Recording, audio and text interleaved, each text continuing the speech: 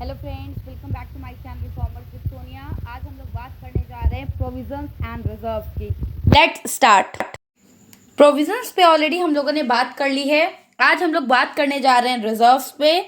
ये टॉपिक जो है बहुत ही इंपॉर्टेंट है और थोड़ा सा लेंदी है, इसलिए वीडियो थोड़ी सी ज़्यादा लंबी हो सकती है, बट प्लीज़ इसे पूरा देखिएगा। Let's start. Reserve means amount set aside out of profit and other surplus to meet future uncertainties।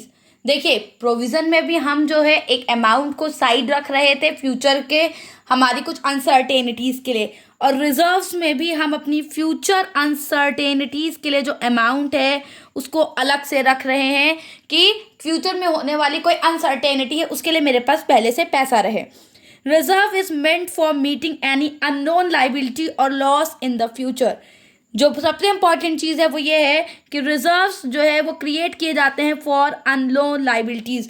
उन लाइबिलिटीज़ के लिए रिजर्व्स क्रिएट किए जा रहे हैं जिनके बारे में हमें पता नहीं। अब यहीं पे डिफरेंस का पॉइंट आ जाता है कि प्रोविज़न उन लाइबिलिटीज़ के लिए होते थे जो हमें ये तो पता है कि लाइबिलिटी होने वाली है, बट उसका अमाउंट नहीं पता था।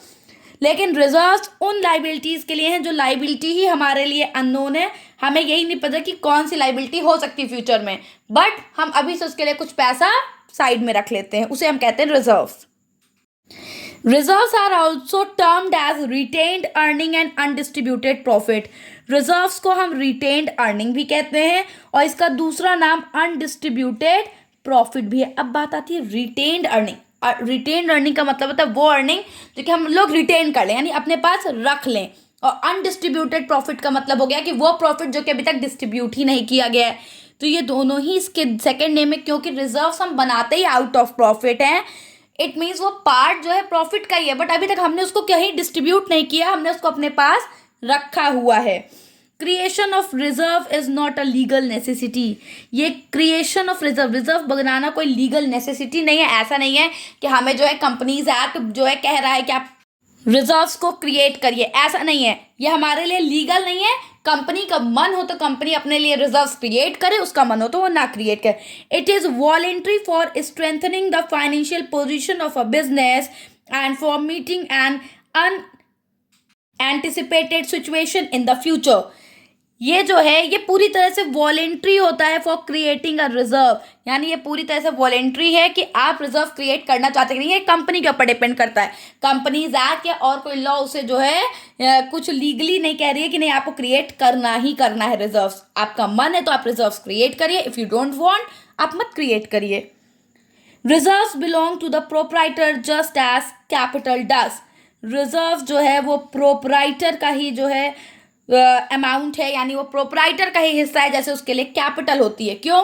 क्योंकि रिजर्व्स हम क्रिएट करते हैं आउट ऑफ प्रॉफिट, हम अपने प्रॉफिट से दे रहे हैं। प्रॉफिट किसका है? प्रोप्राइटर का। तो जैसे प्रॉफिट जब प्रोप्राइटर का है तो उसमें से निकाला हुआ वो जो रिटेन्ड अर्निंग है वो भी किसकी है? वो भी जो है प्रोप्राइटर की ही है। They are shown on the liability side of balance sheet. अब हम रिजर्व्स को जो है शो कहाँ करते हैं? रिजर्व जो है वो बैलेंस शीट के लाइबिलिटी साइड्स में शो किए जाते हैं, यानी हम उन्हें liability side of balance sheet में शो करते हैं। And they are available for distribution of dividend. हम जो है इन्हें इन रिजर्व से डिविडेंड डिस्ट्रीब्यूट कर सकते हैं। प्रोविजन से हम जो है डिविडेंड डिस्ट्रीब्यूट नहीं कर रहे थे, बट रिजर्व से हम डिस्ट्रीब्यूट करेंगे अपने डिविडेंड को। Next topic is type of reserves. अब रिजर्व्स कितने तरीके के होते हैं? Basically reserves are of two type, revenue reserves and capital reserves. Reserves को हमने बेसिकली दो तरीके का बताया है। First is our revenue reserve and second is our capital reserves. Now revenue reserve भी दो तरीके के होते हैं, general reserves and specific reserves. जैसे कि नाम ही है रेवेन्यू। रेवेन्यू का मतलब है हमारी डे टू डे अर्निंग से आने वाला प्रॉफिट। कैपिटल से रिजर्व क्रिएट हो रहा है, यानी जो हमारे कैपिटल प्रॉफिट से। चलिए इनको डिस्कस कर लेते हैं। Revenue reserves, these reserves comes into existence out of profit which have been earned in the course of day to day business operations. जो हमारे day to day business operations है उनसे आने वाले प्रॉफिट से जो हम रिजर्व क्रिएट करते हैं उसे हम कहते हैं रेवेन्यू रिजर्व्स। उन रिजर्व्स को कहते हैं revenue reserves. These are available for distribution of dividend. और इन रिजर्व से हम क्या कर सकते हैं? इन रिजर्व से हम डिस्ट्रीब्यूट कर सकते हैं अपने डिविडेंड्स को। अब रिजर्व्स में ही दो टाइप्स हैं, जनरल रिजर्व्स। जनरल रिजर्व्स के ही जो आपके सेकंड नेम है वो है आपका contingency reserves and free reserves. General reserves को contingency reserves and free reserves भी कहते हैं। Company do not distribute the entire profit as dividend but keep aside a part of it in the form of general reserve. Company क्या करती है, उसको जितना भी प्रॉफिट हुआ है वो पूरा का पूरा उठा के एज अ डिविडेंड ना बांट के उसमें से कुछ हिस्सा जो है रख लेती है एज अ रिजर्व, उसी को हम कहते हैं जनरल रिजर्व। सपोज कोई कंपनी है, उसको 1 लाख का प्रॉफिट हुआ है, उसने क्या किया 80,000 जो है डिस्ट्रीब्यूट कर दिया और 20,000 रख लिया। तो जो 20,000 उसने रिटेन कर लिया, वो रिटेन कर लिया है फ्यूचर के लिए, जिस जो लाइबिलिटी उसको नहीं पता है कि क्या होने वाली है, बट कुछ हो जाए तो हम इस पैसे को जो है यूज़ करेंगे। जैसे सेम चीज़, सेम कॉन्सेप्ट हमारी फैमिली में भी यूज़ होता है कि जितना भी हमारे पेरेंट्स अर्न करते हैं वो पूरा नहीं खर्च कर देते, वो उसमें से कुछ पार्ट, चाहे मम्मी हो या पापा हो, उसको सेव कर लेते हैं कि जब फ्यूचर में हमारी कोई जो है ऐसी लाइबिलिटी क्रिएट हो जाएगी या फ्यूचर में कुछ हो जाएगा तो हम इसमें से वो पैसा निकाल के काम कर लेंगे। और वो हमें भी यही चीज़ सिखाते हैं कि बेटा जितना दे रहे हैं सब मत खर्च करो, कुछ अपने लिए रख लो फ्यूचर के लिए। तो वही जो फ्यूचर के लिए घर में मम्मी पापा सिखा रहे हैं, वही कंपनी भी कह रही है कि सारी, जितना ये नहीं कि जितनी इनकम आई सब हमने बांट दिया, नहीं, उसमें से कुछ हमें रिटेन कर लेना है। It is not compulsory for business enterprise to maintain general reserve. General reserve जो है वो कोई कंपल्शन नहीं है, इट इज़ नॉट कंपल्सरी। आपका मन है आप जनरल रिजर्व बनाइए, आपका मन नहीं है आप जनरल रिजर्व मत बनाइए। General reserve is shown on the liability side of balance sheet. General reserve को हम बैलेंस शीट में लाइबिलिटी साइड शो करते हैं। Next is our specific reserve. अब जनरल रिजर्व था वो आम था, मतलब हमने कुछ पैसा साइड में रख दिया है, अब हम उसे किसी भी चीज़ में यूज़ करें ये हमारे ऊपर डिपेंड करता है। बट स्पेसिफिक रिजर्व के लिए ऐसा नहीं है। Such reserve is created for a specific purpose and can be utilise only for that purpose. जो स्पेसिफिक रिजर्व्स होते हैं ये स्पेसिफिक पर्पस के लिए क्रिएट किए जाते हैं और ये सिर्फ उन्हीं में यूज़ होंगे, ये किसी भी एक्स्ट्रा कोई भी अलग चीज़ में नहीं यूज़ होंगे। सपोज एग्जांपल के लिए डिविडेंड इक्विलाइजेशन रिजर्व। अब अगर ये रिजर्व क्रिएट किया गया तो ये डिविडेंड बांटने के लिए ही जो है यूज़ होगा, या और किसी चीज़ में नहीं यूज़ होगा। Reserve for replacement of asset. हमने एक रिजर्व बनाया है कि मेरे पास एक मशीन है जो कि हमें पता है नियर फ्यूचर में जो है ख़राब हो जाएगी, हमें दूसरी खरीदनी पड़ेगी।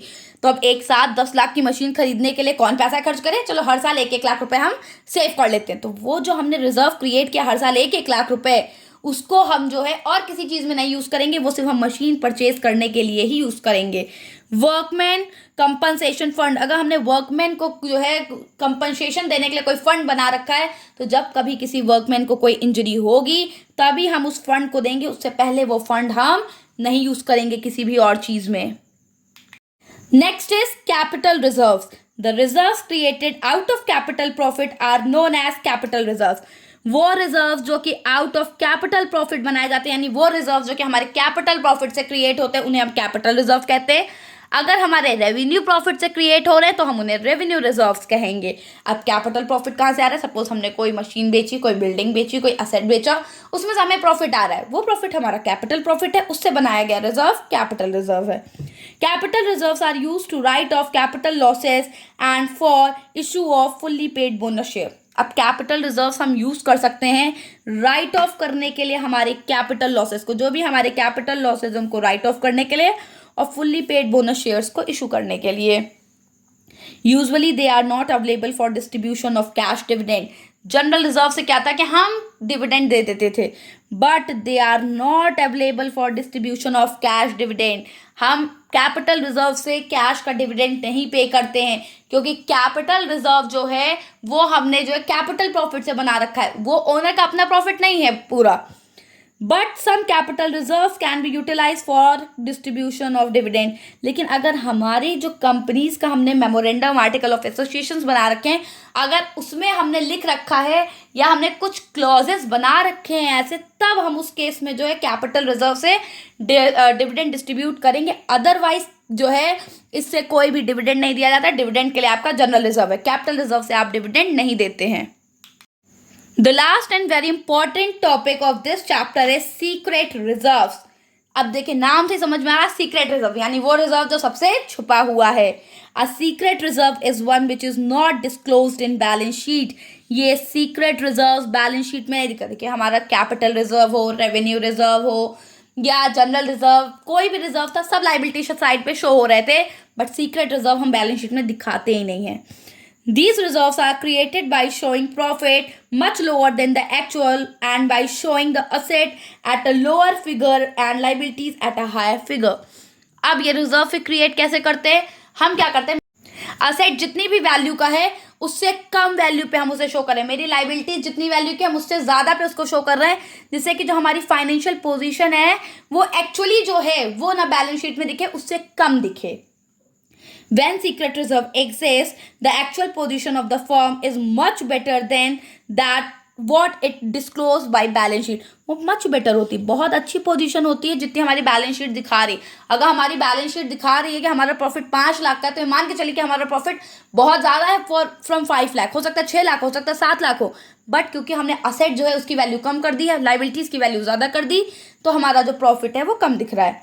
The creation of secret reserve is not allowed under the companies act.